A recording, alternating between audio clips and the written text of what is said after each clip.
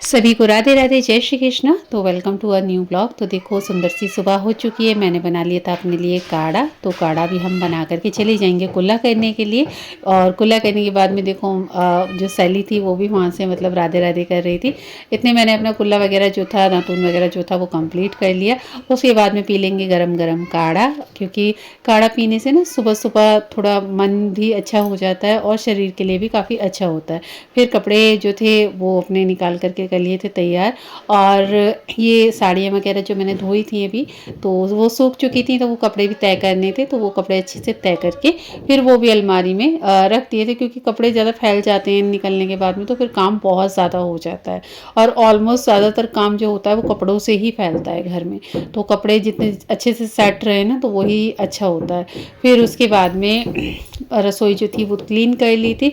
और बर्तन थे दो चार, वो धो कर के रख दिए थे, ताकि काम जो है वो बार बार ना फैले। और काम रसोई में फिर बार बार फैल ही जाता है, क्योंकि कभी कोई कुछ खा रहा है, कोई कुछ पी रहा है, तो फिर उससे क्या होता है कि बर्तन होते ही रहते हैं बार बार। तो फिर सोफ़ा वगैरह भी ठीक कर लिया था, और सोफ़े को अच्छे से सेट करके तकिए वगैरह जो थे उसके वो लगा दिए थे। ये एक दो चादर फैली हुई पड़ी थी, तो वो चादर वगैरह ठीक कर दी। और चादर वगैरह ठीक करने के बाद में अभी हमारा सोफ़ा हो गया था बिल्कुल बढ़िया। तो उसके बाद में अभी और भी एक दो जो पिलो पड़े थे तकिए वगैरह, अलग से उनको भी ठीक से रख दिया। अभी आ जाते हैं रसोई में, तो रसोई में लगा देते हैं पोछा अच्छे से। और रसोई जो है वो हमारी हो जाएगी एकदम क्लीन, सफ़ा साफ़ सुथरी सी। तो फिर उसके बाद में जो बाकी का घर है उसमें भी झाड़ू वगैरह जो है वो मारेंगे। और उसके बाद जो सफाई है वो सारे घर में कर देंगे। तो ये देखो आसन वगैरह बिछा दिया अच्छे से।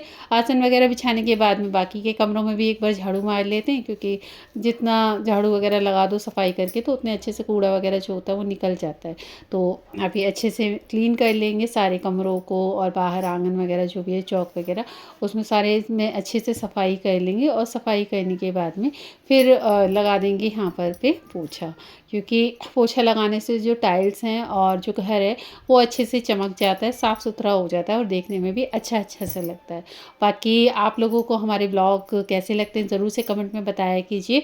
और जो चीज़ें मैं आपको घर की जो डेली लाइफ होती है वो दिखाती, क्योंकि मैं अब घर ही रहती हूँ। पहले मैं जॉब करती थी, बट अभी मैंने जॉब छोड़ दी है।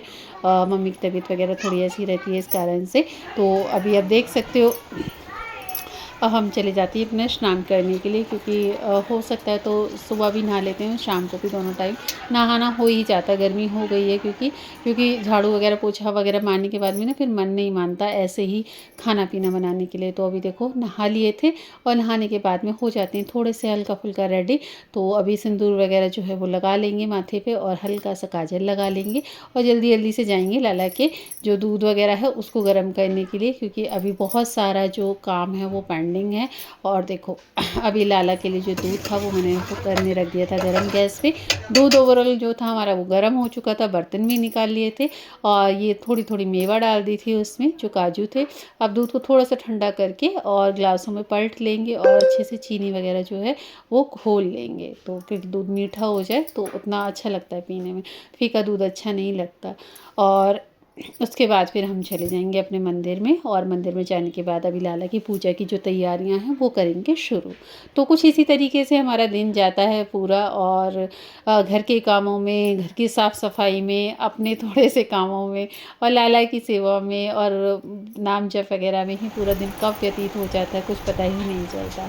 तो आप लोग भी अवश्य से ठाकुर जी की सेवा किया करो, तो आपको भी आपके दिन का जो है वो महत्व समझ में आएगा। क्योंकि जब हम ठाकुर जी की सेवा करते हैं पूर्ण समर्पण के साथ में, तो आपका दिन बहुत अच्छे से निकल जाता है, और कोई फालतू की टेंशन, कोई फालतू की चीज़ें आपको परेशान भी नहीं करती हैं।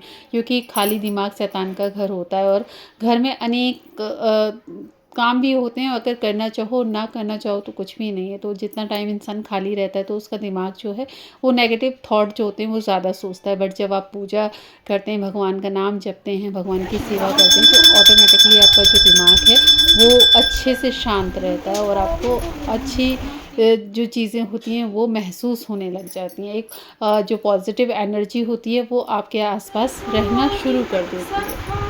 तो अभी हम लाला की जो आरती है वो कर लेंगे। लाला की आरती करने के बाद में फिर अच्छे से पूरे मंदिर में आरती करेंगे, क्योंकि मैं आरती संपूर्ण मंदिर में अच्छे से करती हूँ। और उसके चाहे मुझे देर हो जाए, आधा घंटा लग जाता है मुझे शाम की आरती वंदन में और दीपदान वगैरह जो भी होता है सब करने में, तो ओवरऑल आधे घंटे का टाइम लगता ही लगता है अच्छे से सेवा करने में।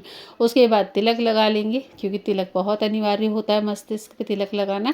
इवन हो सके तो रात में भी तिलक लगा करके सोया करो। कहते हैं कि जब हमें नहीं पता कि हमारी मृत्यु कब हो जाए, किसी को नहीं पता होता, लेकिन जब भी आपके मस्तिष्क पे तिलक लगा होता है तो वो ठाकुर जी का ही स्वरूप होता है। और जिस व्यक्ति के मस्तिष्क पर हमेशा तिलक विराजमान होता है तो आचार्य जन कहते हैं कि उनके मस्तिष्क पर ठाकुर जी सदा विराजमान रहते हैं और उनको कभी नर्क की यातना जो होती है वो नहीं भोगनी पड़ती। तो अवश्य से तिलक लगाया कीजिए। और तिलक का ना साइंटिफिकली भी बहुत सारे मतलब रीज़न है, ऐसे नहीं है कि हमारे धर्म में बोला ऐसे ही बोल दिया। ये जो हमारे मस्तिष्क का बिंदु होता है, यहाँ पे जब हम अपने तिलक को लगाते हैं तो उससे आपका जो माइंड है वो बहुत पॉजिटिवली काम करता है। तो इसी कारण से तिलक अवश्य से लगाना चाहिए, सबको लगाना चाहिए। और आचार्य जन कहते हैं कि जब आप रात्रि में सो तब भी आप लगा करके तिलक सो। उस तिलक के चंदन को आप अलग से अपने रूम में रख सकते हो, उसे पूजा वगैरह में यूज़ ना करें जिसको आप रात में लगा करके सोते हैं। तो बाकी अब लाला के प्रसाद की तैयारी हो गई थी। तो देखो अभी हमने अच्छे से चावल वगैरह दाल वगैरह साफ़ कर ली थी। वीरा को भी ये खिचड़ी बहुत पसंद है, बहुत अच्छी लगती है उसको ये खिचड़ी खाने में, तो मैं बनाती रहती हूँ स्पेशली। और बहुत कम सामान के साथ ये बहुत अच्छी बन जाती है। और ठाकुर जी को भी जो चावल का महाप्रसाद होता है वो बहुत प्रिय होता है। क्योंकि घर में 2-3 जो सदस्य थे वो बाहर गए हुए थे, तो इस वजह से बस 2-3 लोगों के लिए और ठाकुर जी के लिए ही प्रसाद बनाना था। तो देखो अभी मैंने जो मिर्ची वगैरह अदरक वगैरह जीरा हींग ये सारे मसाले जो थे वो ऐड कर दिए थे। और इसमें डाल देंगे भीगी हुई चने की दाल। तो ये दाल ना थोड़ा मटर वाला काम करती है और दाल की खिचड़ी जो होती है वो बहुत लजीज मतलब बहुत अच्छी लगती है बनने के बाद में। बस इसमें आपको एक चीज़ ध्यान रखनी होगी कि तेल की या घी की मात्रा थोड़ी सी ज़्यादा रखनी होगी अकॉर्डिंग टू नॉर्मल सब्ज़ी, क्योंकि जो तेल होते हैं वो थोड़ा सा ज़्यादा ऑब्ज़र्व करते हैं, चावल होते हैं जो वो ज़्यादा ऑब्जर्व करते हैं तेल और घी को। तो ये जितना ज़्यादा इसमें थोड़ी सी चिकनाहट बनी रहती है खाने के टाइम पे तो बहुत अच्छा लगता है। या फिर बाद में आप 1-2 चम्मच घी वगैरह जो है वो भी ऐड कर सकते हो। अभी देखो मैंने नमक डाल दिया है और नमक डालने और सेंधा नमक ही हम यूज़ करते हैं, तो आप लोग भी ज़्यादा से ज़्यादा सेंधा नमक ही खाया कीजिए, क्योंकि वाइट वाला नमक जो होता है वो बहुत ज़्यादा नुकसानदेह होता है। तो देखो अभी कुकर का जो ढक्कन था वो लगा दिया था, बंद कर दिया था। और लाला का जो दूध प्रसादी था वो मैंने थोड़ा सा पी लिया था क्योंकि हल्की हल्की सी भूख लगने लगी थी। अभी देखो चावल जो हैं जो खिचड़ी प्रसादी थी वो बन करके हो गई थी रेडी। तो अभी हम लाला के लिए गरम गरम खिचड़ी जो है वो निकाल लेंगे प्लेट्स में और अच्छे से परोस लेंगे, क्योंकि आपका प्रस्तुतिकरण ही ठाकुर जी को अत्यंत मन भाता है। तो अच्छे से लाला के लिए जो खाना प्रसादी बनाई है हमने वो निकाल लेंगे दोनों थालियों में लगभग अच्छी मात्रा में। क्योंकि ये ना सोचा कीजिए, बहुत सारे लोगों को मैंने देखा है कि वो 2 पूड़ियाँ लेते हैं, तन्नक सी सब्जी लेते हैं और उसको रख देते हैं। नहीं, ऐसे ये अपराध नहीं करना है आपको। कम से कम जितना आप खाते हो उतना ही प्रसाद आपको भगवान के समक्ष रखना चाहिए, क्योंकि वे सचल होते हैं, वे कोई जड़ नहीं है, वो कोई जिसे कहते हैं पत्थर की मूर्ति नहीं है या फिर कोई धातु की मूर्ति नहीं है। अगर आपके मन में आस्था है तो वे सचल स्वरूप से आपके किए हुए हर कर्म को देखते हैं, हर चीज़ को अनुभव कराते हैं। पर होगा ये तभी आपके साथ जब आप सच्चे मन से उनकी सेवा करेंगे, सच्चे मन से उनके लिए राग भोग और श्रृंगार करेंगे। ये नहीं कि बस खाना पूर्ति, तो उन चीज़ों से कुछ आपको प्राप्त नहीं होगा।